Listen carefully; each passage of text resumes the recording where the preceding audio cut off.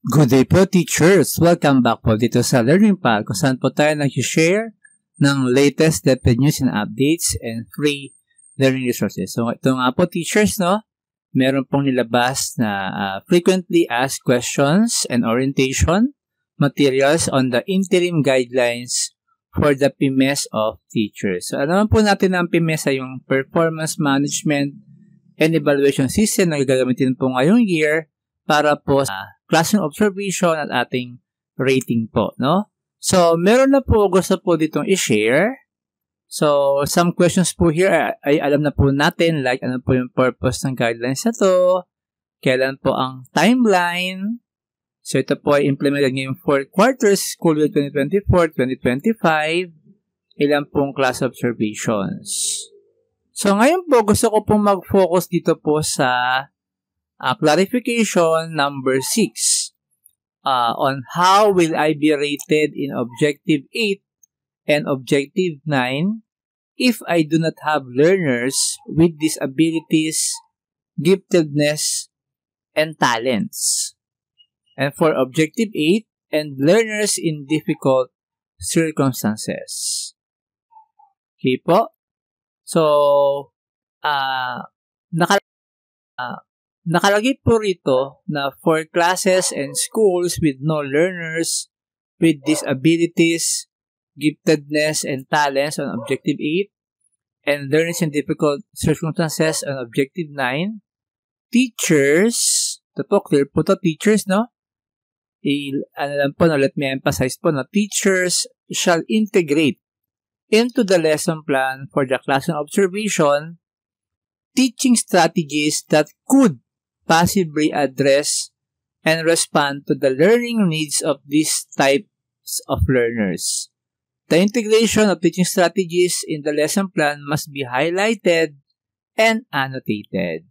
So, kahit po wala po tayong learners na mayroon pong disabilities or gifted or mayroon pong talent or in difficult circumstances, dapat po raw ay ilagay po natin sa ating lesson, i-integrate po natin, assuming na meron po tayong, let's say, meron po tayong gantong mga learners. So, para po mapakita natin na meron po tayong plan if ever we have these types of learners. Yung inclusive education, no? Yung inclusivity po ng ating klase. So, paano po natin mai-integrate? Ano po yung mga pwedeng teaching strategies para po ma-address ito pong mga different type of learners.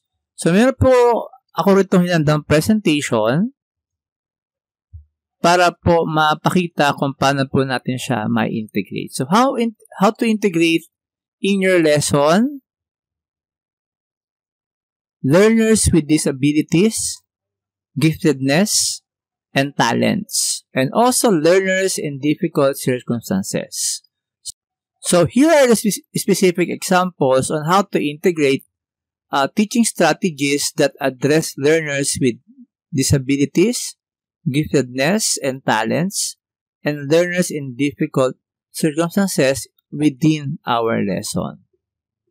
So, unahin na po natin yung learners with disabilities. So, meron po akong binigay na example po rito. Let's say, ang lesson po natin ay Phases of the Moon. So, ang strategy po natin ay para po maturo po itong lesson in multi-sensory approach. So, paano po yun, no? So, provide tactile models of the moon phases for visually impaired students. So, kung meron po tayong students, let's say, na meron pong gantong disability, so, pwede po tayo mag-prepare ng tactile models. So, ilagay po natin yan sa lesson natin yan po, no? Kailangan naka-highlight at naka-annotate. At i-annotate po natin, no? How to use that approach. Next po is, for visuals naman po, kanina po ay sense of touch, use visual aids with high contrast and large fonts for students with low vision. So, hindi naman po lahat, no? Pare-parehas yung ating students. Meron pong malabong mata, meron naman pong may problem po, no? Sa kanilang eyes. Next po is integrate audio descriptions and voice over. So let's say meron po tayong students na medyo mahina naman ang pandinig, no? Pwede or alternative assessments such as oral reports or drawing instead of written tests for students with dyslexia. Okay po? So yan po yung mga pwede nating teaching strategy na magagamit kapag meron po tayong students with learning disabilities. So teachers, yung mga nakikinig po dyan, alam ko meron po kayo kanya-kanyang strategies. So you can share po sa comment sections ano po yung experience nyo po nung meron po kayong mga students na meron pong learning disabilities para po malaman rin po ng mga teachers natin to how to accommodate and para po masolusyonan yung ganito pong problema. Next po is learners with giftedness and talents. So, let's say po, ang lesson natin ay mathematics, solving algebraic equations. So, alam naman po natin na pag giftedness and with talents, so ito po yung mga, meron po tayong mga students na advanced, na, ano po sila, no? Fast-paced po yung kanilang learning, no? So, para ma-accommodate po yun, ang strategy po natin ay tiered assignments and independent projects. So, pag sinabi pong tiered assignments, meron pong mga level na binibigay po tayo sa students na mahirap, medyo mahirap, at pinakamahirap, no? Para po sa mga gifted nating mga learners. And then, provide higher order problem-solving tasks that require critical thinking and real-world applications. So, para mas challenging po sa ating mga students. Next po is encourage students to explore advanced topics. So, pwede po tayong magbigay ng link or other topics if ever ang students po natin ay done na po doon sa ating lesson. So, pwede po silang pumunta sa quadratic equations or other techniques, no, sa mathematics. Assign independent research projects where students can apply algebra to real-life situations such as budgeting or physics. So, ito po, no, mas masusukat po natin kung talagang yung bata po niya tuto kung pwede po niya ma-integrate yung lesson po natin sa ibang area, sa iba pong discipline yung ating lesson. Then, allow opportunities for peer teaching where gifted students can help explain concepts to their classmates. So, marami pong gumagawa, ano po nito sa atin, na mix, no? Meron pong magaling at medyo average lang po na students. So, alam naman po natin na para yung mga magagaling, mag-share, magturo ng mga techniques at matulungan po yung mga nahihirapan po ng mga students. Next po is yung learners in difficult circumstances. So, marami pong mga possibilities po yan, no? Is either they're living in a far-flung areas, they don't have money to go to school, they prefer alternative learning modality, so kailangan po natin yan i-accommodate.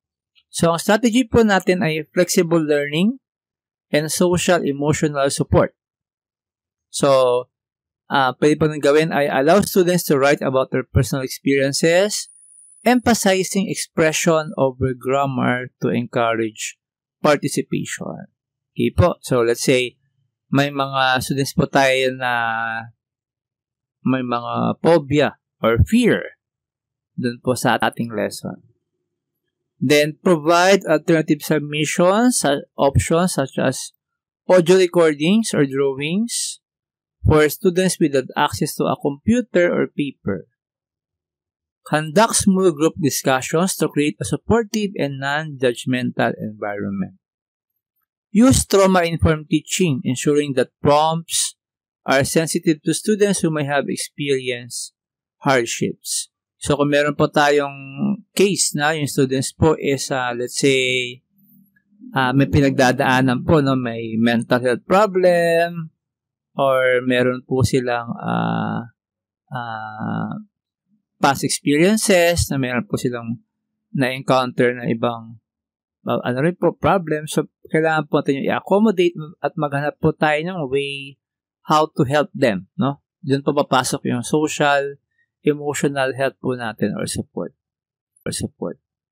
So, ito lang po mga strategies ay base po sa mga nabasa ko rin po and other resources. So, kung meron po tayong alam kung paano po ito ma-address and how to integrate it to our lesson at kailangan pong lumabas sa ating lesson at it-annotate para po masatisfy yung objective 8 and 9 po dun sa ating